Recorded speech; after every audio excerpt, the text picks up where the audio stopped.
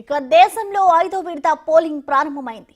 6 రాష్ట్రాలు 2 కేంద్ర పాలిత ప్రాంతాల్లోని 49 లోక్సభ స్థానాలకు ఎన్నికలు జరుగుతున్నాయి.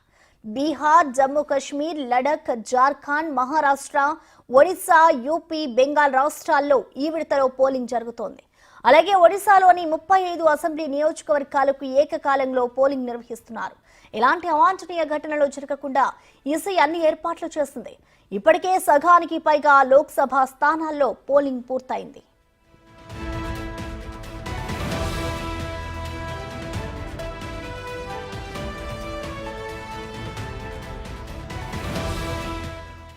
ఈ విడతలో పలువురు కేంద్ర మంత్రులు, ప్రతిపక్ష పార్టీలకు చెందిన ప్రముఖ నేతలు పోటీ పడుతున్నారు.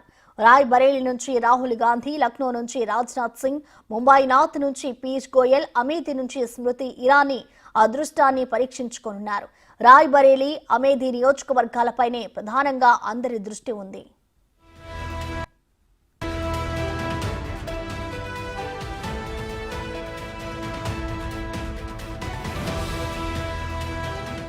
(1999) నుంచి రాయ్ బరేలీలో కాంగ్రెస్ అభ్యర్థులే విజయం సాధిస్తూ వచ్చారు. 2004 నుంచి 2024 వరకు రాయ్ బరేలీ నుంచి ప్రాతినిధ్యం వహించిన సోనియా గాంధీ ఈసారి రాజ్యసభకు ఎన్నికయ్యారు. దాంతో ఆ స్థానంలో రాహుల్ పోటీకి దిగారు. వాయనాడ్ సిట్టింగ్ ఎంపీ అయిన రాహుల్ అక్కడి నుంచి కూడా బరిలో ఉండనున్నారు.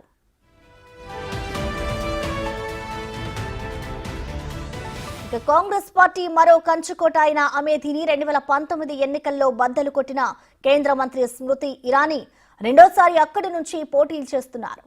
అయితే ఈసారి గాంధీ కుటుంబానికి సన్నిహితునిగా ముద్రపడిన కిషోరీలాల్ శర్మ కాంగ్రెస్ తరఫున అమేథీలో పోటీ చేస్తున్నారు. మరి అమేథీలో విజయం ఎవరిని వరిస్తుందో చూడాలి.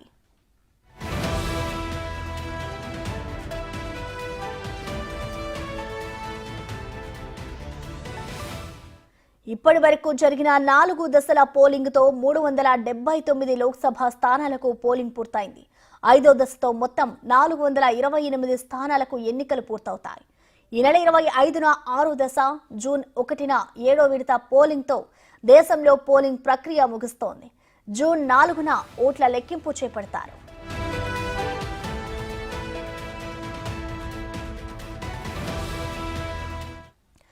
దీనిపై కంప్లీట్ డీటెయిల్స్ మా ప్రతినిధి శివ అందిస్తారు. శివ, చెప్పండి, ఇవాళ జరగబోయే 5వ విడత పోలింగ్ కి సంబంధించిన అప్డేట్స్ ఎలా ఉన్నాయి? శివ, ప్రశ్న ఈరోజు 5వ విడత పోలింగ్ కు అన్ని ఏర్పాట్లు చేసింది కేంద్ర ఎన్నికల సంఘం.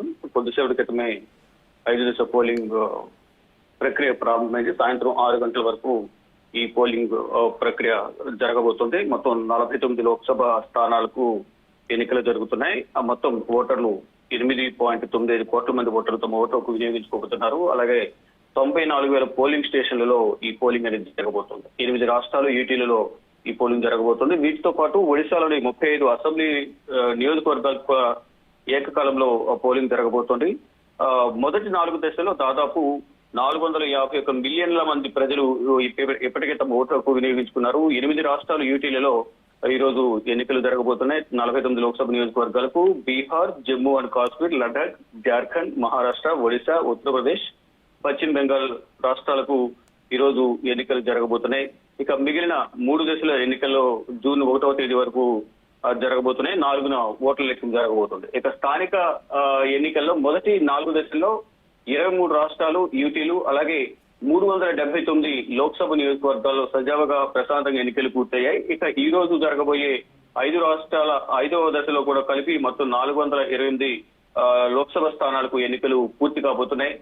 2024 సార్వత్రిక ఎన్నికలో ఫేజ్ 5 కి సంబంధించి పోలింగ్ లో 8 రాష్ట్రాల్లోని అలాగే యూటీలలో 49 పార్లమెంట్ లోక్సభ నియోజకవర్గాలకు, వీటిలో ఈ 49 లోక్సభ నియోజకవర్గాల్లో జనరల్ స్థానాలు 39, ఎస్టీ లోక్సభ నియోజకవర్గాలు 3, అలాగే ఎస్సీ లోక్సభ స్థానాలు 7 లోక్సభ స్థానాలకు ఈ రోజు పోలింగ్ జరగబోతోంది.